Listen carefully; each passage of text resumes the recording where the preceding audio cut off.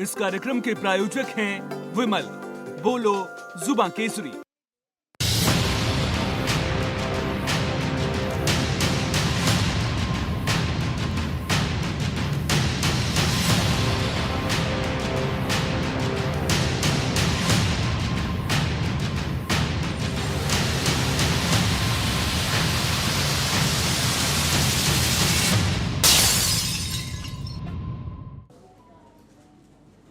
नमस्कार, आप देख रहे हैं टीएनपी न्यूज और मैं हूं आपके साथ आलोक शुक्ला। बिहार के दंगल में आप सभी का स्वागत है। आज हम बात करेंगे बिहार के ओपिनियन पोल की।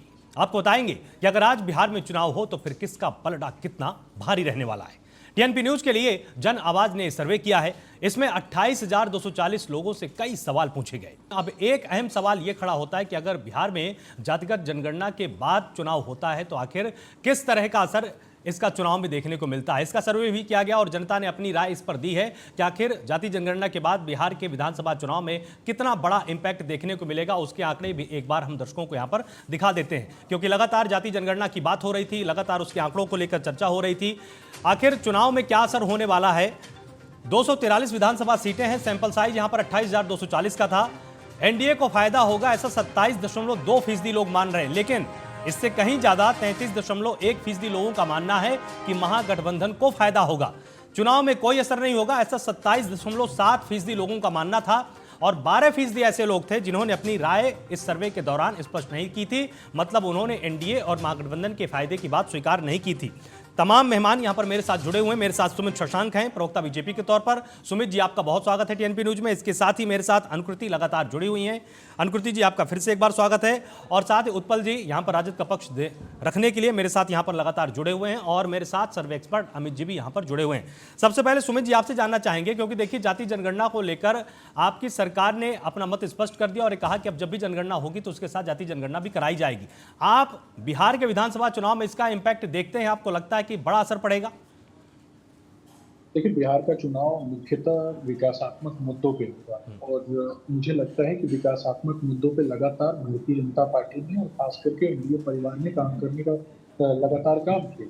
मुख्यमंत्री नीतीश कुमार जी के नेतृत्व में सबने कहीं न कहीं लगातार जो मूलभूत चुनौतियां थी, चुनौतियों का सामना करते हुए बिहार के लोगों को एक तरीके से आगे बढ़ाने के लिए हम लोगों ने प्रयास किया।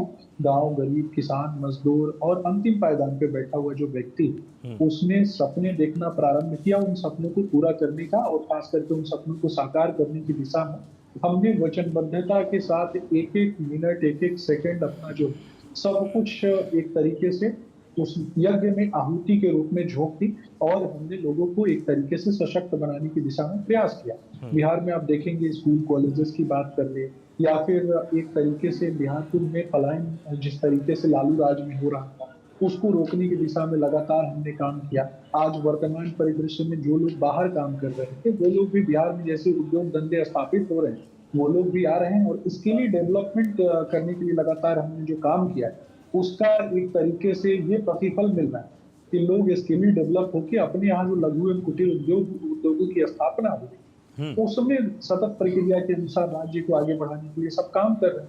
कृषि सेक्टर की लाखों योजनाएं आगे डिबेट में मैं बताऊंगा। तो कहीं ना कहीं महिलाओं की बात करें, चाहे उन्नति, उत्थान, तरक्की के संदर्भ में बात करें तो सब प्रत्येक चीजों में लगातार हम काम कर रहे हैं। ये लोग लगातार आरोप लगा देते हैं विपक्ष के लोग कि बिजली देंगे, बिजली देंगे। अरे भाई साहब, बिजली लगातार एक लालू यादव की सरकार में जिस तरीके से लालटेन युग में सबने देखा है कि एक बार लालटेन जलाई जाती थी, एक महीने में लाइट ही नहीं आती थी। तो कहीं ना कहीं केरोसिन की भी कुछ लोग दलाली कर लेते थे, उसी का फायदा उठा। उन सभी चीजों से मुक्त किया। बिहार में प्रत्येक गांव में 24 घंटे बिजली मिलती है। कोई बता दे कि 24 घंटे बिजली नहीं मिलती है तो उस पर भी चर्चा हो जाए। ग्रामीण क्षेत्रों में जहां कहीं पे सड़कें नहीं हुआ करती थी वहां मुख्यमंत्री जी की योजनाओं के माध्यम से लगातार सड़कें बनाई गई। प्रधानमंत्री ग्राम सड़क योजना के तहत हमने सड़कों का निर्माण किया। 6 लेन 8 लेन सड़कों का निर्माण कर दिया। पटना में मेट्रो बनाया जा रहा है। तो कहीं ना कहीं लगातार हमने काम किया है। मुझे लगता है विकास एक महत्वपूर्ण मुद्दा होगा। जातिवाद से आगे बढ़ के मुझे लगता है कि राज्य जो है एक तरीके से सबके साथ सबके विकास के लिए बात करता है। लेकिन रही बात दलित, अनुसूचित और कहीं ना कहीं आदिवासी प्रदेशों की, तो उनके लिए भी लगातार हमने काम किया है। बिहार निश्चित रूप से बदल रहा है, ये सब देख रहे हैं। आप अपने पत्रकार के माध्यम से भी पूछ सकते हैं। ठीक है, अरुण जी यहाँ पर मेरे साथ जुड़ चुके हैं, राजद के यहाँ पर पक्ष रखेंगे। अरुण जी, बहुत स्वागत है आपका टीएनपी न्यूज में। जिस तरह से देखिए जातीय जनगणना को लेकर लगातार बिहार में आवाज उठाई जा रही थी, आपको लगता है कि इसका एक बड़ा राजनीतिक इम्पैक्ट बिहार विधानसभा चुनाव में देखने को मिलेगा? बिल्कुल पड़ेगा, और इसका इतिहास भी है। 2020 का बिहार विधानसभा चुनाव अगर आप देखेंगे तो हमारे आदरणीय नेता तेजस्वी यादव जी ने पहली बार मुद्दे की राजनीति शुरू की, और उन मुद्दे की राजनीति पर एनडीए को भी आना पड़ा। आपको याद होगा हमारे आदरणीय नेता तेजस्वी यादव जी का स्लोगन था, पढ़ाई लिखाई दवाई सिंचाई कमाई सुनवाई और कार्रवाई वाली सरकार हम देंगे जब हमारी सरकार बनी। और वहीं हमारे नेता तेजस्वी यादव जी ने 10 लाख सरकारी नौकरी देने की बात कही थी। आपने देखा उसके बाद एनडीए के लोग तरह तरह का तंज कसा करते थे। यहाँ तक माननीय मुख्यमंत्री नीतीश कुमार जी भी कहते नजर आए कि कहां से तेजस्वी जी नौकरी लाएंगे, बिहार के खजाने में तो पैसा है नहीं, कहां से पैसा देंगे, क्या बाबूजी के घर से पैसा देंगे। और वहीं दूसरी तरफ आपने देखा भारतीय जनता पार्टी के नेताओं ने प्रेस कॉन्फ्रेंस कर 19 लाख नौकरी रोजगार देने की बात कही। हमारी सरकार नहीं बनी, आपने देखा किस तरीके से छल प्रपंच रच के हमें सत्ता से बाहर रखने का काम किया। एनडीए से महागठबंधन को 12,500 वोट कम आए, 12,500 वोट से ही मात्र हम पीछे रह गए। और आपने देखा 2 दर्जन से अधिक महागठबंधन का उम्मीदवार चुनाव जीत चुका था 3 बजे तक। और किस तरीके से शासनादेश के बल पर नीतीश जी और भारतीय जनता पार्टी के नेता नरेंद्र मोदी जी ने और उनका जो प्रकोष्ठ के रूप में काम इलेक्शन कमीशन कर रहा था, हराने का काम किया, किसी से छिपा हुआ नहीं है। और 7-8 एमएलए और जीत कर आ जाते तो बिहार में तेजस्वी यादव जी के नेतृत्व में सरकार बनती। नहीं सरकार बनी, वो अलग बात है, छोड़िए उस बातों को। आपने देखा 9 अगस्त 2022 को नीतीश जी महागठबंधन में शामिल हुए, एनडीए को छोड़कर आए। और आपने देखा जब बिहार में महागठबंधन की सरकार बनी और तेजस्वी यादव जी अपने संकल्प अनुरूप 5 लाख सरकारी नौकरी देने का काम किया, 4 लाख से अधिक नियोजित शिक्षकों को राजकर्मी का दर्जा देने का काम किया। क्योंकि भारतीय जनता पार्टी के नेता लगातार कहते थे इस डिमांड पर, जब नियोजित शिक्षक कर्मी आवाज उठाते थे राजकर्मी की मांग को लेकर, तो कहते थे भगवान भी धरती पर आ जाएगा लेकिन नियोजित शिक्षकों को राजकर्मी का दर्जा नहीं मिल सकता है। ये पब्लिक डोमेन में आपने देखा तेजस्वी यादव जी के संकल्प में शामिल था। 4 लाख से अधिक नियोजित शिक्षकों को राजकर्मी का दर्जा मिला। ठीक, वहीं जाति आधारित सर्वे कराने का काम किया हमारे नेता तेजस्वी यादव जी ने। उसके उपरांत दलितों के लिए, पिछड़ों के लिए, अति पिछड़ों के लिए आरक्षण का सीमा बढ़ाकर 65% किया गया। बढ़ाए गए आरक्षण के सीमा को आपने देखा भारत सरकार को भेजा। भारत सरकार को, नरेंद्र मोदी जी को, एनडीए को इतनी चीर है दलितों से, पिछड़ों से, अति पिछड़ों से, उन्होंने 9वीं अनुसूची में शामिल नहीं किया, जिसके कारण बिहार के नौजवानों को, बिहार के दलितों को, पिछड़ों को, अति पिछड़ों को 16% आरक्षण का नुकसान हो रहा है। वहीं आपने देखा स्वास्थ्य व्यवस्था को भी सुधारने का तेजस्वी यादव जी ने काम किया। 17 माह के सेवा काल में स्वास्थ्य विभाग उनके पास था। मिशन 60 के तहत, मिशन परिवर्तन के तहत, मिशन बुनियाद के तहत कई उल्लेखनीय काम करने का उन्होंने काम किया। मतलब आप पूरी तरह से आश्वस्त हैं कि निश्चित तौर पर तमाम मुद्दों में आपके कार्रवाई करने का काम किया सर्वेश जी। हाँ, उन पर कार्रवाई करने का काम किया। ठीक है। प्रश्न और भी हैं अरुण जी, प्रश्न और भी हैं, तो उनका उत्तर भी मैं आपसे लूंगा यहाँ पर, क्योंकि छोटे छोटे उत्तर लेंगे तभी ये पूरा सर्वे हम दिखा पाएंगे। इसलिए मैं अपनी बातों को समाप्त करूंगा आलोक जी। तो इसलिए 17 माह में वो काम हमारे नेता तेजस्वी यादव जी ने किया जो 17 साल में एनडीए नहीं कर पाई। ठीक, इस पर भी आते हैं क्योंकि योजनाओं वाला प्रश्न है। बढ़ा है निश्चित रूप से, और आज के तारीख में बिहार की जनता उम्मीद और तेजस्वी यादव जी हैं। इसीलिए तो सारा सर्वे और ठीक है। बिहार की जनता बोल रही है। ठीक है अरुण जी, कि ठीक है। बार तेजस्वी सरकार। हाँ ठीक है। बिहार की जनता अनुकृति को जी, पहली आपको पसंद क्या लगता है कि तेजस्वी क्या वास्तव में जाति जनगणना का एक बहुत बड़ा इम्पैक्ट देखने को मिलेगा? पहले तो जिस पार्टी ने पूरे बिहार में जातीय उन्माद फैला फैला के सिर्फ और सिर्फ बिहार का पतन कराया, उनके मुख से अभी इतनी अच्छी अच्छी बातें सुन के मुझे बड़ी विडंबना वाली फीलिंग आ रही है। आगे बढ़ते हैं। जातीय जनगणना नहीं कहेंगे, सर्वे तो लेकिन कराया था नीतीश जी की सरकार ने, और उसमें एक अंक निकला था 94 लाख परिवार जो है वो अति गरीबी रेखा के नीचे हैं, और उनको कहा गया था बिल्कुल पब्लिकली कि हर परिवार को 2 लाख रुपए मिलेंगे। वो भी नहीं हुआ अभी तक, उनके खुद के गांव में भी नहीं हुआ है। तो जातीय जनगणना करके इन लोग कौन सी वेलफेयर स्कीम बनाएंगे और क्या उसका परिणाम होगा, ये अभी ही दिख रहा है।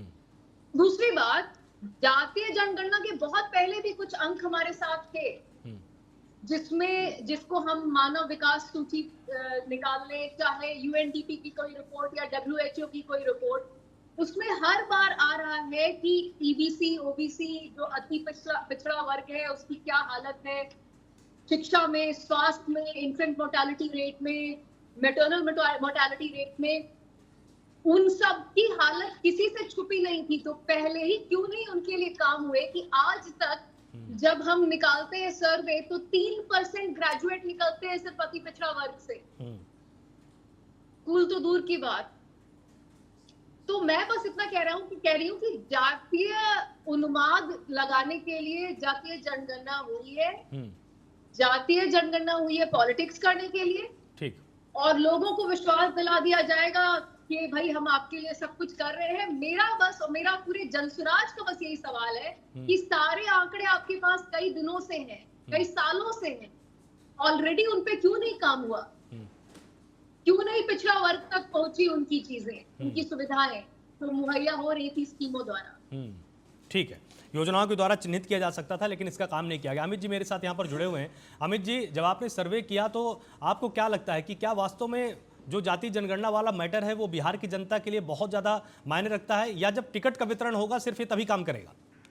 आलोक, सच पूछिए तो टिकट का वितरण जब होगा तभी काम करेगा, क्योंकि बिहार में इलेक्शन की शुरुआत जो होती है विकास की बात से होती है, और पूरा कैंपेन होता है वो विकास के बाद मुद्दों पे होता है, और आखिरी में देखा यह गया कि जब वोटिंग के दिन होता है तो जाति हावी हो जाती है, विकास पे जाति हावी है। जातिगत जनगणना का बहुत ज्यादा इम्पैक्ट इसलिए नहीं पड़ने वाला है, लोगों का मानना है सर्वे में, क्योंकि बिहार में नीतीश सरकार ने तो सर्वे किया था, वो जनगणना नहीं कर सकते, उसे सर्वे कर सकते हैं, जिसपे सरकार कोर्ट ने रोक लगा दिया था। उसके बाद केंद्र सरकार ने जो जातिगत जनगणना का घोषणा किया है, वो जनगणना का प्लान अभी नहीं है कि क्या है जातिगत जनगणना, कब होगी, क्या होगी, उसका कोई समय सीमा निर्धारित नहीं है। तो जस्ट एक बीजेपी और ने क्या किया है, और एनडीए ने, कि जो इस चुनाव में राहुल गांधी संविधान की किताब लेकर के जैसे कि लोकसभा चुनाव में घूम रहे थे, उसी तरीके से जब इस चुनाव होता बिहार का तो कहीं ना कहीं महागठबंधन जाति जनगणना को एक बड़ा मुद्दा बनाता। तो केंद्र सरकार ने जातिगत जनगणना की घोषणा करके वो उस मुद्दे से बैकफुट पे ढकेल दिया है विपक्षी दलों को। अब विपक्षी दल वहां जाकर के सिर्फ ये सवाल कर सकते हैं कि कब जनगणना कराइएगा, क्योंकि अब जातिगत जनगणना तो केंद्र सरकार ने घोषणा कर दिया कैबिनेट की बैठक बुला के। अब वो कब होगा हमें नहीं लगता है कि बिहार चुनाव से पहले कुछ इस पर होगा, लेकिन सरकार की योजनाएं हैं, लागू होने में समय लगता है, तो जातिगत जनगणना बहुत कुछ इम्पैक्ट नहीं डालेगा इस चुनाव में। आलोक, ठीक है, अब एक और अहम सवाल है जनसुराज पार्टी के चुनाव लड़ने को लेकर कि आखिर इससे किसको फायदा किसको नुकसान हो सकता है। ये सवाल भी जनता से पूछा गया था कि जनसुराज पार्टी जिस तरह से बिहार में चुनाव लड़ेगी तो जनसुराज पार्टी के चुनाव लड़ने से किससे नुकसान होगा। 243 सीटों में सैंपल साइज 28,240 का था। 33.9% लोगों ने माना है कि एनडीए को इसमें नुकसान होगा, जबकि 29% ने माना है कि महागठबंधन को इसमें नुकसान होगा, और 37.1% लोग ऐसे थे जिन्होंने माना है कि अभी हमको इसके बारे में पता नहीं है। मेरे साथ यहाँ पर सुमित जी लगातार जुड़े हुए हैं। सुमित जी, आपसे जानना चाहेंगे कि ज्यादातर लोगों का मानना कि जनसुराज पार्टी से आपको नुकसान हो सकता है, आप इसको लेकर आशंकित हैं या आपको लगता है कि नहीं सब कुछ ठीक रहेगा? देखिए, अगर आपके दृष्टिकोण से अगर बात करूं, कहीं ना कहीं मीडिया के दृष्टिकोण से अगर बात करूं, मैं दोनों ही दृष्टिकोण से बताऊंगा। तो मीडिया के दृष्टिकोण से भी बताऊंगा और भारतीय जनता पार्टी का पक्ष भी रखूंगा। मीडिया के दृष्टिकोण से अगर देखने की बात होती है तो आपको कहीं ना कहीं सैंपल साइज है जो है उसको और थोड़ा बड़ा करने की आवश्यकता है। लेकिन इसके अलावा मुझे लगता है भारतीय जनता पार्टी का दृष्टिकोण अगर मैं रखूं, मुझे लगता है कि हमने लगातार, आप देखेंगे कि लगातार जब से एनडीए की सरकार है, लगातार आरोप जो है वो राष्ट्रीय जनता दल के द्वारा या फिर विभिन्न दलों के द्वारा लगाए जाते हैं। लेकिन आपने देखा कि उसके पहले जिस तरीके से हत्या, अपहरण, लूट, बलात्कार, जंगल राज, गुंडा राज, नरसंहार और कहीं न कहीं जिस तरीके की घटनाएं हुआ था, घटनाओं से बाहर निकल करके बिहार को एक स्वर्णिम दिशा देने के लिए लगातार प्रयास एनडीए की सरकार ने किया। प्रधानमंत्री नरेंद्र मोदी जी की सरकार जब 2014 में बनती है केंद्र, उसके बाद आपने देखा कि केंद्र की सरकार ने बिहार में सीमांचल का जो इलाका है, मिथिलांचल का जो इलाका है, उसको सशक्त करने के लिए पहले तो 50,000 करोड़ रुपए का बजट देने का काम किया। उसके पहले भी लाखों करोड़ों रुपए प्रदान करने का काम किया। वर्तमान परिस्थिति में मिथिलांचल और सीमांचल का जो क्षेत्र है, तो वहां पे महिला किसानों की, जो दलित माताएं बहनें हमारी, वो मखाना उद्योग से जुड़ी हुई रहती है, उनको संवर्धित करने के लिए लगातार हम प्रयास कर रहे हैं। उसके बाद आप देखेंगे कि फूड प्रोसेसिंग यूनिट्स को बना करके मखाना को जिस तरीके से दुनिया भर में भेजा जा रहा है, जीआई इंडेक्स ये चीजें उनको आगे बढ़ाने का प्रयास करें। इसके अलावा देखिए जो मुख्यमंत्री नीतीश कुमार जी लेकर आए कि बेटी का जन्म है, उसके खाते में हजारों रुपए का काम है, बेटी जब स्कूल है तो उसको कहीं ना कहीं स्कूल जोड़े, शिक्षा के साथ भी को जोड़े, कहीं ना कहीं वाली जो हमारी योजना है वो कहीं ना कहीं मुझे लगता है कि जो सफल के बाद आप देखेंगे कि जब मैट्रिकुलेशन पास करके 25,000 रुपए, वही बेटी करते हैं तो उसके खाते में 50,000, विवाह है तो निबंधन हजारों रुपए देने का काम करते हैं, वही बेटी जब निकाय चुनाव लड़ना चाहिए तो 55 आरक्षण वही नौकरी में जाना है। और आप देखिए कि बिहार पुलिस की बात कर तो वर्तमान परिदृश्य में लगभग 33% महिलाएं बिहार पुलिस, उनका सामाजिक अधिकारियों के संदर्भ में भी सुमित जी को लेकर हमारे पास एक अलग से उसमें भी मैं यहाँ पर उतर लूंगा। अरुण मेरे साथ है यहाँ पर। हमें लगता है कि जनस्वास्थ्य इस सर्वे में जो ये मान रहे थे कि आपके निबंधन को भी नुकसान होता है, आप थोड़े से चिंतित लगता है कि नहीं वक्त है आपको? देखिए, जनने नियम बना लिया और कर लिया है इस बार क्योंकि यादव जी मुद्दे की राजनीति करते हैं। हमारे अभी भारतीय जनता पार्टी के साथी रहे थे। अब बताइए ना, नीति आयोग का रिपोर्ट क्या कह रहा है बिहार के संदर्भ शिक्षा के बारे में, साक्ष्य में बिहार मामले बिहार कहाँ है, किसी से इसका हुआ नहीं है। करोड़ इसके लिए जिम्मेवार है वो प्रवचन दे रहे हैं एनडीए के लोग। और सरकार ये बताए ना, उन्होंने तो कहा था क्या इससे जो भी बंद बरगीनी मीट है उसे चालू करेंगे, क्या उन मांग को लेकर यहाँ के मुख्यमंत्री नीतीश गिरा थे। अब मोदी जी ने आज तक अमल किया, ये सवाल है। देखिए धार्मिक आंकड़ा बार बात करते हैं, हम आखिरी बार के हमारे नेता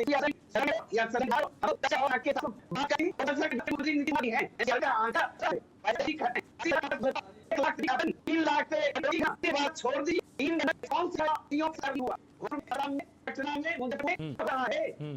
गोलियों की ढाई कच्चा राज कायम है, पटना में लोग सुरक्षित नहीं है। ठीक है, तमाम सवाल मतलब आपके जहन में भी हैं और आपको लगता है कि इन मुद्दों पर निश्चित तौर पर सरकार को आप पीछे कर पाएंगे। अनुकृति जी यहाँ पर मेरे साथ हैं। अनुकृति जी, जिस तरह से नुकसान की बात करें तो जनता ने माना है कि महागठबंधन को, एनडीए को बराबर नुकसान जनसुराज पहुंचा सकती है। क्या वास्तव में अगर उनको नुकसान पहुंचेगा तो आपको एक बहुत अच्छे मार्जिन की, बहुत अच्छे वोट प्रतिशत की पूरी उम्मीद है? उम्मीद तो हमें बहुत ही ज्यादा है और बहुत ही आसमान तक हमारी नजर है। हम पहले भी मैंने बोला है इसी मंच पे कि हम किसी को यहाँ नुकसान या फायदे के लिए हम यहाँ नहीं है। जनसुराज अपना काम कर रही है, बिहार के लिए अपना काम कर रही है। और बस लेकिन मैं छोटा सा, उन्होंने जो इतने सारे आंकड़े गिनाए हमारे माननीय प्रवक्ता ने कि ये हुआ और माताओं और बहनों को ये दिया गया और वगैरह वगैरह, तो वो शायद इमेजिन कर रहे हैं बहुत ही भ्रष्टाचार फ्री राज्य जहां सब कुछ पहुंच रहा है बकायदे। हमारे घर में रोज ऐसी 5-6 महिलाएं आ रही है जो कह रही है कि 1,40,000 घर के लिए मिलना था, लेकिन 90,000 या लाख रुपए ही बस आ रहे हैं हमारे लिए। रोज ऐसी बच्चियां आ रही है जो कह रही है साइकिल मिलना था लेकिन नहीं मिली। तो इस तरह से जो हम आंकड़े गिनाना शुरू करते हैं, ऑफिशियल डेटा देना शुरू करते हैं, वस्तु स्थिति को जरा जाके एक बार देखें और जरा बिहारियों से बात करें और तब समझ में आएगा कि 36वें नंबर पे हम क्यों हैं मानव विकास सूचकांक में। 36वें मतलब कि लास्ट। तो ये सारी ये जो आंकड़े गिनाने लग रहे हैं लोग, ऑफिशियल डेटा देने लग रहे हैं और लोगों बिहार को एक मनोहर कहानी की तरह बिल्कुल साउंड करा रहे हैं, प्रतीत करा रहे हैं, ये बिहार की जनता समझ चुकी है अब। और इसीलिए हम लोग का जो की वर्ड है और जो बिल्कुल हम लोग तहे दिल से बता रहे हैं सबको, वो है बदलाव। भाई लोकतंत्र है, किसी को 20-20 साल शासन करने का, 15-15 साल शासन करने का हक नहीं मिलना चाहिए। जनसुराज भी अगर खराब काम करेगी तो जनता हटा देगी, सिंपल। लेकिन बदलाव तो करना पड़ेगा और यही हम लोग का ये है कि हर बिहारी को 243 जो विधानसभाएं हमारी, उसमें हर आदमी को, औरत को, अदर जेंडर को, सबको हम ये बताएं कि आंकड़ों पे अब मत जाओ, अपनी स्थिति देखो और उसके हिसाब से वोट डालो। यही हमें कहना। ठीक है अमित जी, यहाँ पर मेरे साथ लगातार जुड़े हुए हैं। अमित जी, जिस तरह से यहाँ पर देखिए जनसुराज की एंट्री को लेकर लगातार बिहार की राजनीति में, वहां पर राजनीतिक पटल में इसकी चर्चा हो रही है, आपको क्या नजर आता है कि क्या किसी एक गठबंधन को ज्यादा नुकसान पहुंचाएगी या दोनों ही गठबंधनों को डेंट पहुंच सकता है? प्रशांत किशोर जी जो हैं, जिस तरह से रणनीतिकार व्यक्ति रहे और कई लोगों को चुनाव जीतने में उनकी रणनीति कामयाब भी रही है। देखिए, जिस हिसाब से उन्होंने अपनी स्ट्रेटजी बनाई, पहले पदयात्रा करी, पदयात्रा करने के बाद और वो बिहार में बदलाव यात्रा कर रहे हैं और उनका जो मैनेजमेंट है बीजेपी संगठन के बाद, अगर कोई मैनेज तरीके से मैनेजमेंट कर रहा है, उत्साहवर्धक तरीके से, अब कैसे कर रहे हैं ये मेरे को समझ में नहीं आया, हम लोगों को समझ में नहीं आता, क्योंकि हम लोग सर्वे करते हैं तो जो जनता के मन में उनकी इमेज बनती जा रही है, उनकी पार्टी की छवि जो बनती जा रही है, अगर ये रफ्तार रहा तो 5 महीने में उनका ग्राफ हो सके बढ़ भी जाए। और अभी देखिए 37% लोगों का ये मानना है लगभग कि क्या करेंगे आगे, किसको नुकसान पहुंचाएंगे, उसके बारे में उनकी राय नहीं है, क्योंकि वो लोग हैं जो वेट एंड वॉच की पॉलिसी में विश्वास करते हैं। देखिए, बिहार में बचपन से ही लोग राजनीति की पाठशाला में ट्रेनिंग लेना शुरू कर देते हैं। बिहार में छात्र राजनीति से शुरुआत हो करके, और बिहार में के जो देश के पहले राष्ट्रपति हैं वो भी बिहार से थे, जो जयप्रकाश नारायण आंदोलनकारी थे वो भी बिहार से थे, जिन्होंने कि सत्ता सिंहासन खाली करो का नारा दिया था। तो बिहार एक ऐसा जगह है जहां राजनीति के ध्रुव किधर बैठेंगे ये कहना बड़ा मुश्किल है, कब किसकी किस्मत चमकाते हैं। हाँ, लेकिन प्रशांत किशोर जी को बिहार में अपनी इमेज बनाते बनाते थोड़ा समय लगेगा। वो ये काम जो अभी शुरू किया उन्होंने, पिछले इलेक्शन के बाद जस्ट शुरू किए होते तो हो सके चौंकाने वाले कुछ आते, लेकिन इस इलेक्शन में ट्रायंगुलर होते नहीं दिख रहा है। लेकिन जो नुकसान जेडीयू को यदि पहुंचता है तो वो नुकसान इनडायरेक्टली एनडीए के बीजेपी को भी पहुंचेगा, क्योंकि प्रशांत किशोर की जो पार्टी में लोग जुड़ रहे हैं वो ज्यादातर उसी धड़े से आ रहे हैं लोग और वो जुड़ रहे हैं। दूसरा ये भी हमें देखने वाली बात है कि युवाओं पर कितना इम्पैक्ट डालते हैं प्रशांत किशोर जी, और वो युवा वोटर किससे जा रहा है। तो थोड़ा हमें वॉच करना चाहिए, वेट करना चाहिए, और अगला सर्वे जब 3 महीने बाद हम लोग जब चुनाव करीब होगा तो लेके आएंगे तो उस समय बिल्कुल स्पष्टता होगी। लेकिन अभी संकेत जो मिल रहा है उससे एनडीए को ज्यादा नुकसान और महागठबंधन को थोड़ा कम नुकसान हो रहा है। ठीक है, अब एक अहम सवाल यह भी है कि अगर सरकारी योजनाओं को लेकर जनता की राय पूछी जाए तो आखिर जनता कितनी संतुष्ट है, ये प्रश्न भी जनता से पूछा गया और उसका सर्वे भी एक बार हम आपको यहां पर दिखा देते हैं कि जिस तरह से बिहार में 243 विधानसभा सीटों में सैंपल साइज 28,240 का रखा गया था तो 37.8% लोग संतुष्ट थे और 38.9% लोग असंतुष्ट थे और 23.3% ऐसे लोग थे जिन्होंने कहा है कि हमको पता नहीं है। एक और अहम सवाल है कि वक्फ कानून को लेकर आखिर लोगों की क्या राय है, क्योंकि ये भी लगातार चर्चाओं में रहा। बिहार में इस्तीफों का दौर देखने को मिला, यहां पर भी सैंपल साइज 28,240 का रखा गया था।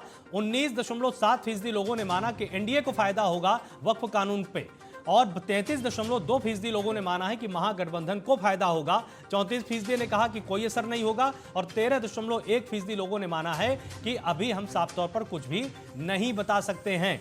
मेरे साथ लगातार मेहमान यहां पर जुड़े हुए हैं। सुमित जी, देखिए योजनाओं की बात हो रही थी, यहां पर जनता ने सीधे तौर पर आपके पक्ष में भी मतदान किया है, लेकिन लगभग इतने ही फीसदी ऐसे लोग थे जो कि थोड़ा सा नाराज भी चल रहे थे। उनका कहना था कि योजनाएं अच्छी बनाई लेकिन धरातल पर ठीक से उतर नहीं पाई।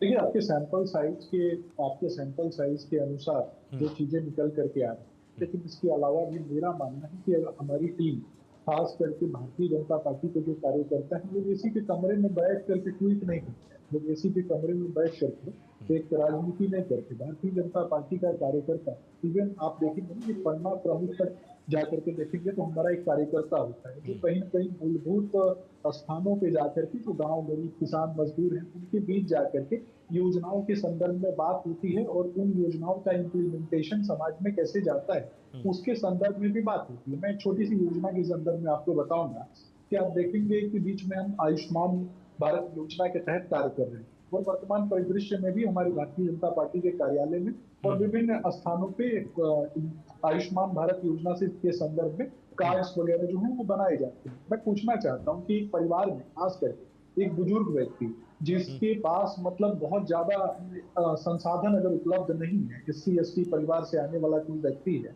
या फिर दलित परिवार से आने वाला कोई व्यक्ति है और उसके पास अगर संसाधन नहीं है, उसके लिए संसाधन इकट्ठे करना और उसका प्री एंड पोस्ट केयर करना, उसको ले जा करके चिकित्सा करवाना, तो कहीं ना कहीं मुझे लगता है इसके लेके जो पूरा समाज जो है वो भारतीय जनता पार्टी की पीठ थपथपा रहा है। कुछ लोग यहाँ दावा करते हैं कि उन्होंने हेल्थ विभाग में बहुत अच्छा काम किया था। मैं पूछना चाहता हूँ, देखिए कम पढ़ा लिखा जो व्यक्ति होता है ना वो इस प्रकार की कुछ एक हरकत कर देता है जिससे कहीं ना कहीं उसका प्रभाव समाज के ऊपर बहुत गलत जाता है। 700 डॉक्टर्स को एक ही बार में सस्पेंड कर देना और आप सोचिए कि इमरजेंसी में काम करने वाले डॉक्टर्स और उनको जब आप एक ही बार में सस्पेंड करेंगे तो कितने लोगों की मौत का कारण तेजस्वी यादव बन गए। तो ये भी देखने की आवश्यकता है। द्वितीयक और तृतीयक सेक्टर जो है उन सेक्टर्स में स्किली डेवलप लोगों को किस तरीके से लगा करके हमने काम किया। गया को इंडस्ट्रियल स्मार्ट सिटी बना के लाखों लोगों का काम रोजगार देने का काम हमने किया। ड्राई पोर्ट बना करके उद्योग धंधों को और ज्यादा संवर्धित करने का काम हमने किया। और बिहार वो राज्य है जिसने पूरे एक साल के टेन्योर में सबसे ज्यादा सरकारी नौकरी दी है। तो ठीक है, मतलब आपको पूरा भरोसा है कि जो हमने काम पिछले 20 सालों में किया उसका रिवॉर्ड जनता देगी। अरुण जी, क्या लगता है आपको कि इस बार इनाम किसको ज्यादा मिलने वाला है, क्योंकि सरकार में कहीं ना कहीं हिस्सेदारी आपकी भी रही है और आपके टर्म में आपका दावा है कि हमने ज्यादा बेहतर तरीके से एम्प्लॉय किया था, हमने ज्यादा ठीक तरीके से तमाम योजनाओं को इंप्लीमेंट किया था और जनता के दरवाजे तक हमारी योजनाएं पहुंची थी। आपको लगता है इस बार रिवॉर्ड आपके खाते में आएगा? देखिए आलोक जी, जनता महंगाई से, बेरोजगारी से, पलायन से, भुखमरी से, गरीबी से, भ्रष्टाचार से त्रस्त है और बिहार की जनता इस कुशासनी सरकार से निजात पाने के लिए छटपटा रही और बिहार की जनता को इंतजार बस है चुनाव का और चुनाव में वोट की चोट से इस सरकार को हटाएगी, क्योंकि 20 साल यहां नहीं होता है। एक सुई का फैक्ट्री तक भी बिहार में लगा, बेरोजगारी का हब बन गया। चले जाइए ना थाना, ब्लॉक, कचहरी, किसी भी लेवल पर, प्रदेश से लेकर जो ब्लॉक स्तर के ऑफिस हैं, देखिए क्या हाल है। भ्रष्टाचार चरम पर है, अपराध चरम पर है, पूरे बिहार में हाहाकार मचा हुआ है। तो जनता परेशान है। महंगाई देखिए ना, ये तो महंगाई कम करने की बात कही थी ये भारतीय जनता पार्टी के लोग। महंगाई चरम पर है, ऐसा एक भी वस्तु नहीं है जिस पर GST नहीं लगाने का काम किया। यहाँ तक कफन पर भी GST लगा दिया, जो कि मरने के बाद हिंदू रीति रिवाज में एक महत्वपूर्ण वो फ्री था, उस पर टैक्स नहीं लगाना चाहिए इन लोगों को, उस पर भी लगा दिया। इतना क्रूर सरकार है। डीजल का दाम देखिए, पेट्रोल का दाम देखिए, सब्जी का दाम देखिए, आटा का, चावल का, लोगों के थाली से सब्जी गायब है, दाल गायब है। लोगों की यह स्थिति है। तो इसलिए जनता परिवर्तन के मूड में है और पूरे बिहार में परिवर्तन की लहर बह रही है और इस लहर में NDA सरकार का डूबना तय है और बिहार की जनता ने तय कर लिया है, क्योंकि उनका एक ही उम्मीद, एक ही आशा का किरण है तेजस्वी यादव जी। क्योंकि तेजस्वी यादव जी के पास विजन है, संकल्प है और तेजस्वी जी जो कहते हैं वो करते हैं और तेजस्वी जी ने करके भी दिखाया है। युवाओं का विश्वास जीता, महिलाओं का विश्वास जीता, हर वर्ग के लोगों का विश्वास उन्होंने जीता है। तो इसलिए आलोक जी, बिहार की जनता ठीक है, बदलाव का मूड बना चुकी है और जो डिलीवरी आपकी सरकार ने दी थी उससे जनता काफी संतुष्ट थी, आपका कहना। अनुकृति जी, आपको क्या लगता है कि जिस तरह से सरकारी योजनाओं या वक्फ कानून को लेकर जनता के बीच में थोड़ा भ्रम की स्थिति है, इसका फायदा आपकी पार्टी को मिलेगा क्योंकि लगातार आप कमियों को बिहार की जनता के बीच में बता रही हैं और वक्फ कानून में जो लूप होल्स हैं उसकी भी लगातार प्रशांत किशोर चर्चा कर रहे हैं। आपको लगता है कि इसका फायदा आपको मिलेगा? देखिए, योजना और वक्त वगैरह तो बाद में आते हैं। पहले एक सिंपल सा आपको मैं डेटा देती हूँ हेल्थ का। 2017 से लेकर 2024 तक ऑलमोस्ट, जिसमें प्राइम कोरोना इयर्स भी हमारे मौजूद हैं, उसमें 70,000 करोड़ बजट स्वास्थ्य मंत्रालय का, जिसमें से ऑलमोस्ट 21,000 करोड़ लौटा दिए गए। 2 लोग थे स्वास्थ्य मंत्री, इसमें एक तो अभी भी मौजूदा है और बीच में एक राजद के भी। इन लोगों ने बिहार जैसे राज्य में जहां इतना मेल न्यूट्रिशन है, जहां इतना IMR हाई है, MMR हाई है, वहां पे इतने नियुक्ति नहीं की है। डॉक्टर्स हमारे एक पे 22,000 मरीज पे एक डॉक्टर है हमारे यहाँ, जबकि 1,001 पे एक WHO का रिकमेंडेशन है 1,000 मरीज पे एक डॉक्टर। हमारे यहाँ 22,000 मरीज पे एक डॉक्टर है। ऐसे राज्य में हमारा स्वास्थ्य बजट पूरी तरह से यूज नहीं हो रहा है। तो अभी हम लोग योजना वगैरह की बात तो बहुत आगे की है, डेली एडमिनिस्ट्रेशन भी तो ठीक से नहीं हो रहा है यहाँ पे। तो हम लोग का काम है, जो भी हम लोग को आप कह लें, विकल्प कह लें, थर्ड फ्रंट कह लें, चैलेंजर्स कह लें, जो भी कह लें आप हम लोगों को, लेकिन हम लोगों का काम है बिहारी जनता को इन सारी सच्चाइयों से अवगत कराना। ठीक। और सौभाग्य से लोग हो रहे हैं अवगत, क्योंकि लोग भुक्तभोगी हैं। उनको बस शब्द चाहिए थे सुनने के लिए, उनको बस आवाज चाहिए थी, जो प्रशांत किशोर और बाकी हम सब जनसुराजी लोग बन रहे हैं। ठीक है, तो तमाम मुद्दों पर आप जनता के बीच में हैं और अमित जी भी लगातार यहाँ पर मेरे साथ जुड़े हुए। अमित जी, क्या लगता है कि योजनाओं को लेकर जो असंतुष्टि का स्तर है और वक्फ कानून को लेकर जो भ्रम की स्थिति है, ये एक निर्णायक रोल जो बिहार विधानसभा चुनाव उसमें निभाने वाले हैं? जहाँ तक देखिए योजनाओं की बात है, योजनाओं के मामले में बहुत नेक टू नेक फाइट है संतुष्ट और असंतुष्ट लोगों का। और जिस तरह से देखिए 37.8% लोग संतुष्ट हैं और लगभग 38.9% लोग असंतुष्ट हैं, तो ये बहुत कड़ा कॉन्टेस्ट है और ये माइनर सा एरर है। इसे कहा जा सकता है कि जो है इतना चलता है, क्योंकि देखिए डाटा में ना 2% 1% का वेरिएशन अगर होता है संतुष्ट असंतुष्ट में, तो उसे बहुत ज्यादा सीरियस नहीं मानना चाहिए। क्योंकि देखिए क्या होता है, संतुष्ट लोग कई बारी असंतुष्ट लोग जो है किसी असंतुष्ट को देख के मन बदल देते हैं, संतुष्ट लोग असंतुष्ट को देख करके मन बदल देते हैं। लेकिन सोचने वाली बात यह है कि योजनाएं अगर 20 साल के सरकार के बावजूद भी डिलीवरेबल इतनी % है, तो इसका मतलब यह है कि जो लोगों ने अपना जवाब नहीं दिया है वो क्या सोचते हैं इस बारे में, ये देखने वाली बात। दूसरी बात जो वक्फ कानून है, तो वक्फ कानून आने से महागठबंधन को फायदा इसलिए होगा कि जो मुस्लिम वोटरों का कंसिडरेशन होगा वो महागठबंधन के पक्ष में होगा। और मुस्लिम बहुल क्षेत्र की करीबन 55-56 सीटें ऐसी हैं जहां की मुस्लिम वोट जो है निर्णायक होता है। वहां पे पिछले इलेक्शन में भी लगभग 75% वोट जो है महागठबंधन को मिला था। वो रेशियो नीतीश कुमार जी की JDU से हट करके हो सके वहां पर जाए, क्योंकि देखिए बीजेपी को तो बहुत कम मुस्लिम लोग वोट देते हैं, क्यों उसमें पसमंदा समाज है जो JDU और बीजेपी का वोटर रहा है। इस कानून के कंफ्यूजन से वो वोटर कहीं ना कहीं गुमराह होकर के मुझे लगता है कि महागठबंधन की तरफ चला जाएगा और इसका फायदा चुनाव में महागठबंधन को मिलेगा।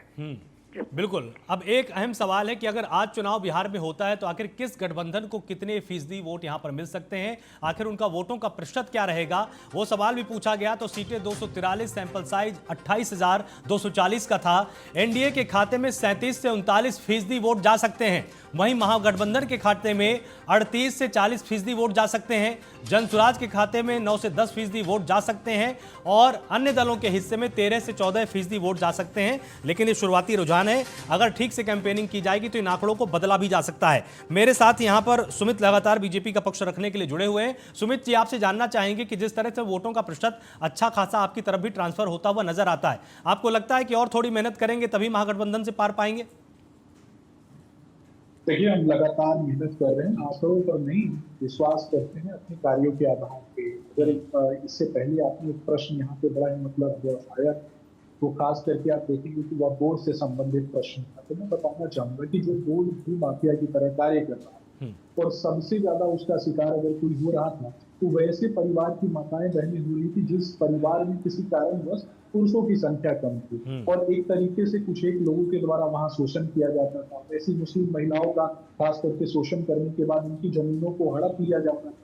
धर्म का भय दिखा करके और मजहब का भय दिखा करके उनको एक तरीके से पैचेज ऑफ वोट्स की दलाली जो है खास करके इंडी गठबंधन के लोगों ने कुछ एक बाहुबलियों को, गुंडों को प्रदान कर दी थी। साहबुद्दीन जैसा एक गुंडा बिहार में था जिसको टिकट देने का काम लालू प्रसाद यादव ने किया था। तो इन चीजों को भी कहीं ना कहीं देखने की आवश्यकता थी। अभी महंगाई की बात कर रहे थे, बिहार में 5 किलो आलू 90 रुपए में मिलता है, 5 किलो प्याज 80 रुपए में मिलता है, 1 किलो भिंडी 20 रुपए में मिलती है, 1 केजी पालक जो है वो 30 रुपए में मिलता है, 1 केजी टमाटर 30 रुपए में मिलता है। तो मुझे लगता है कि अब इससे ज्यादा मुझे लगता है कि महंगाई हो सकता है कि उनके घर में होता होगा, कहीं मॉल वॉल से ये लोग सामान खरीदते होंगे, इस प्रकार की बातें करते हैं। अब रही बात माताओं बहनों के सम्मान की बात कर रहे थे, कितना माताओं बहनों का सम्मान लालू परिवार करता है, इसको भी कहीं ना कहीं देखने की आवश्यकता है। लेकिन बहुत ज्यादा डेप्थ में जाने की आवश्यकता नहीं है। कंस्ट्रक्टिव डिबेट हो रहा है, चर्चा कंस्ट्रक्टिव हो रही है, तो व्यक्तिगत रूप से मैं किसी पर आरोप नहीं लगाऊंगा, लेकिन बात योजनाओं पर आती है तो लगातार अम्ब्रेला योजना, किसी भी एक अम्ब्रेला योजना के तहत लगातार आप देखेंगे कि बहुत सारी अनुपूरक योजनाएं होती हैं। उन अनुपूरक योजनाओं के माध्यम से अम्ब्रेला योजनाओं की खामियों को दूर करने का प्रयास सरकार लगातार सतत प्रक्रिया के अनुसार करती है। महिला उद्यमी योजना के माध्यम से आप देखेंगे कि सरस मेला में किस तरीके से महिलाओं को काउंटर लगाए जाते हैं और वहां पे महिला उद्यमी जो है वो अपने प्रोडक्ट्स को खास करके स्वयं द्वारा लघु एवं कुटीर उद्योगों के द्वारा बनाए गए चीजों को वहां पर ले जाकर के लोगों के सामने सेल करने का काम करती है। इसके अलावा भी आप देखेंगे कि कला संस्कृति साहित्य तब संवर्धित होता है जब राज्य का कहीं ना कहीं इंफ्रास्ट्रक्चर डेवलप हो जाता है। तो बिहार वर्तमान परिदृश्य में कला संस्कृति साहित्य को आगे बढ़ाने की दिशा में लगा हुआ है। सड़कों का जाल किसी से नहीं छुपा हुआ है, बिजली हमने दिया है, लगातार दिया है, ये भी किसी से नहीं छुपा है, उसमें भी सब्सिडी भी देते हैं, ये भी किसी से नहीं छुपा है। लोगों को नौकरी देने के लिए भी लगातार हम काम कर रहे हैं। सीमेंट उद्योग वही स्थापित होते हैं। ठीक है, तो आप पूरी तरह से आश्वस्त हैं कि जो ये तमाम योजनाएं चलाई गई वो वोट परसेंटेज में तब्दील होगा।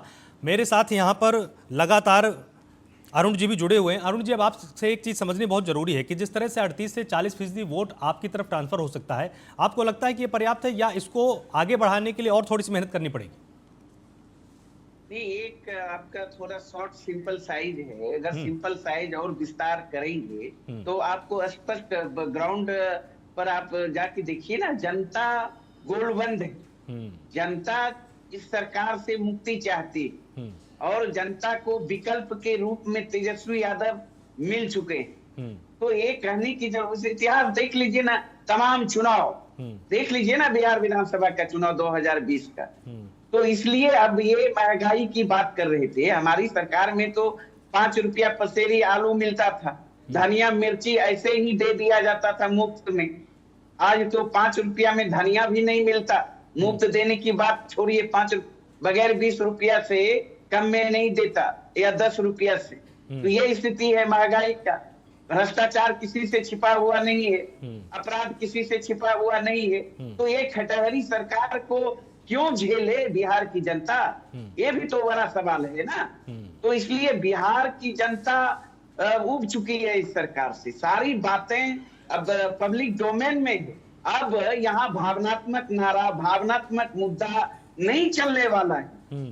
अब मुद्दे की राजनीति होगा और मुद्दे की राजनीति तेजस्वी जी कर रहे हैं। जब जाहिर है पब्लिक डोमेन में है, जनता ने स्वीकारा है इस चीज को, उस पर मुहर भी लगाया है। और तेजस्वी यादव जी के कथनी और करनी में थोड़ा भी फर्क नहीं है। अभी आप पूछ लीजिए किसी भी एनडीए के प्रवक्ताओं से कि आपका जो घोषणा पत्र था भाई, आपके घोषणा पत्र अनुरूप आपने क्या क्या किया बिहार वासियों के लिए या देशवासियों के लिए, पूछिए, कोई जवाब नहीं देंगे, मन ग्रंथ बातें करेंगे। पूछिए 14 में जो घोषणा पत्र था लोकसभा में, आपने उस पर कितना खरा उतरा। 19 में जो वादा किया था कितना पूरा किया। 24 में जो किया था अब तक में आपने कितना वादा पूरा किया। 15 में मैं याद दिलाता हूँ, 15 में महागठबंधन के, ठीक है। तो मतलब सीधे तौर पर आपका ये मानना है कि तेजस्वी जी की छवि का सीधा लाभ गठबंधन को मिलने वाला है। मेरे साथ यहाँ पर अनुकृति जी भी लगातार जुड़ी हुई हैं। आपसे ये समझना बहुत जरूरी कि देखिए 10% वोट आपकी तरफ ट्रांसफर हो रहा है। अगर मेहनत की जाएगी तो आपको लगता है कि ये और भी ज्यादा प्रतिशत आपके पक्ष में आ सकता है? अनुकृति जी तक अभी हमारी आवाज़ नहीं जा रही है। मेरे साथ लगातार सर्वे एक्सपर्ट अमित जी यहाँ पर जुड़े हुए हैं। तो अमित जी, आपसे एक चीज़ समझना चाहेंगे, वोट परसेंटेज के आधार में आपको क्या लगता है कि बिहार की जनता का मूड क्या है, या दोनों ही गठबंधनों को, चाहे वो एनडीए हो चाहे महागठबंधन हो, मेहनत बराबर करनी पड़ेगी? नहीं, देखिए, मुझे लगता है कि अभी कुछ जनता में कंफ्यूजन भी है एनडीए के गठबंधन को लेकर और महागठबंधन को लेकर के। लेकिन आज अगर चुनाव होते हैं तो जो हम लोगों ने सर्वे किया है, मैं दोनों ही प्रवक्ता लोगों को बताऊं कि देखिए, सर्वे का सैंपल साइज जो है ना, कोई वोटरों की गिनती के हिसाब से नहीं होता है, ये रैंडम सर्वे होता है। और ऐसा नहीं है, हम लोग तो सिर्फ सर्वे से परसेंटेज निकालते हैं, उस परसेंटेज से हम लोग सीटों को कन्वर्जन करके प्रयास करते हैं कि एक संकेत की तलाश करें। तो उसी संकेत की तलाश में 28,240 लोगों का जब हम लोगों ने सर्वे किया है, तो लगभग 100 से लेके 125 का हमारा एवरेज हर एक विधानसभा में डाटा रहा है। अब ये कह रहे थे कि अभी बहुत कम सैंपल साइज बढ़ेगा। सैंपल साइज बढ़ेगा तो हो सके चुनाव में इसका नतीजा कुछ और भी निकले। लेकिन आज यदि चुनाव होता है तो ये मानने की बात है कि महागठबंधन को बढ़त है और एनडीए को थोड़ा मजबूती से जाना पड़ेगा। और अगर 20 साल की एंटी इनकम्बेंसी फैक्टर, शासन के बाद एंटी इनकम्बेंसी फैक्टर भी है, और 16.5 वर्ष के नीतीश जी जब एनडीए के साथ रह के सरकार चलाए है, उसके बावजूद भी जगह 37 से 39% वोट आ रहा है, तो ये कहना हमें नहीं चाहिए कि बहुत नुकसान हो रहा है। बहुत अच्छा परफॉर्मेंस माना जाएगा, क्योंकि देखिए, जनता परिवर्तन चाह रही है। पिछली बार महज 12-14 हजार वोटों से तेजस्वी यादव की सरकार रुक गई थी। तो इस बार देखिए, ऐसा हो सकता है कि कहीं 50,000 वोट से 40,000 वोटों से एनडीए की सरकार रुक जाएगी अगर आज चुनाव होगा तो। ज्यादा करीब 50 सीटें ऐसी होंगी, 60 सीटें ऐसी होंगी आलोक, जहाँ जीत हार का मार्जिन 5,000 से कम का होगा। जी आलोक, ठीक है। अब सबसे मुख्य सवाल आता है अंत में कि अगर आज चुनाव होता है तो किस गठबंधन को कितनी सीट मिल सकती है। इसका सर्वे भी किया गया और वो परिणाम वास्तव में चौंकाने वाले हैं। 243 विधानसभा सीटों में सैंपल साइज 28,240 का था। यहां 100 से 105 सीटें एनडीए के खाते में जा सकती हैं, वहीं महागठबंधन के खाते में 120 से 125 सीटें जा सकती हैं। जन सुराज के खाते में 8 से 10 सीट जा सकती हैं और अन्य दल भी 8 से 10 सीट ले जा सकते हैं। तो मेरे साथ यहां पर सुमित जी लगातार जुड़े हुए। सुमित जी, देखिए, 100 से 105 सीटें आपके खाते में आ सकती हैं। क्या इस बार सरकार को मेहनत करनी पड़ेगी अगर खुद को रिपीट करना है? देखिए, मैंने पहले ही बताया है, लगातार मेहनत करते हैं और सिर्फ चुनाव के परिप्रेक्ष्य में मेहनत नहीं करते हैं, काम के परिप्रेक्ष्य में। और काम का परिप्रेक्ष्य ये कहता है कि जनता ने हमें चुना है तो सुख दुख में जनता हमें ही खोजेगी। और कहीं ना कहीं अगर जनता की उम्मीद हमसे होगी तो निराशा भी कहीं ना कहीं हम ही से होगी। तो उनके उम्मीदों पे कहीं ना कहीं खरा उतरने का काम हमें ही करना है। अगर उनकी शिकायत कहीं भी होगी तो उस जगह पे खरा उतरने का काम हमारी सरकार लगातार करते रहेगी। कोरोना काल में आपने देखा कि जिस तरीके से हम लोगों ने, खास करके भारतीय जनता पार्टी के कार्यकर्ता, सड़क पे घूम कर जो हमारी योजनाएं हैं, उन योजनाओं के माध्यम से सबसे पहले भी मूलभूत आवश्यकताओं की जो चीजें, लोगों को दवाई चाहिए थी, लोगों को भोजन चाहिए था, खाना चाहिए था, खास करके जो गरीबी रेखा के नीचे रहने वाले जो लोग हैं, शहरी आबादी में, ग्रामीण क्षेत्रों में तो लोगों को कहीं ना कहीं उनका जीविकोपार्जन हो जाता है म्यूचुअल अंडरस्टैंडिंग के साथ। लेकिन जो शहरी क्षेत्र में जो आबादी, मुझे लगता है कि कहीं ना कहीं डिपेंडेंट आबादी थी, उस तक पहुंचने के लिए भारतीय जनता पार्टी के कार्यकर्ताओं ने अपने प्राणों की आहुति लगा दी और हमने विभिन्न योजनाओं के तहत लोगों के लिए काम किया। राष्ट्रीय जनता दल के प्रवक्ता यहाँ मौजूद हैं, ये बता दें कि कहीं भी कोई काउंटर लगा के इन्होंने किसी कोरोना पीड़ित व्यक्ति को दवाई दिया होगा या फिर उसके परिवार वाले को कुछ कोई मूलभूत चीजों की सुविधाएं प्रदान की होगी। तेजस्वी यादव का एक पोस्टर, फोटो दिखा दे कि तेजस्वी यादव कभी खिड़की से, दरवाजे से झांक के देखे होंगे। जब तक कोरोना समाप्त होने का इनको सूचना नहीं मिला तब तक ये खिड़की दरवाजा तक इन लोगों का नहीं खुला। पता नहीं कौन से फॉर्म हाउस में थे। अब उसके बाद मैं आपको बता रहा हूँ, आपने कहा कि कितनी सीटें मिलेंगी। देखिए, हमें 225 सीटें हमने माना है कि बिहार की जनता हमें प्रदान करने वाली है।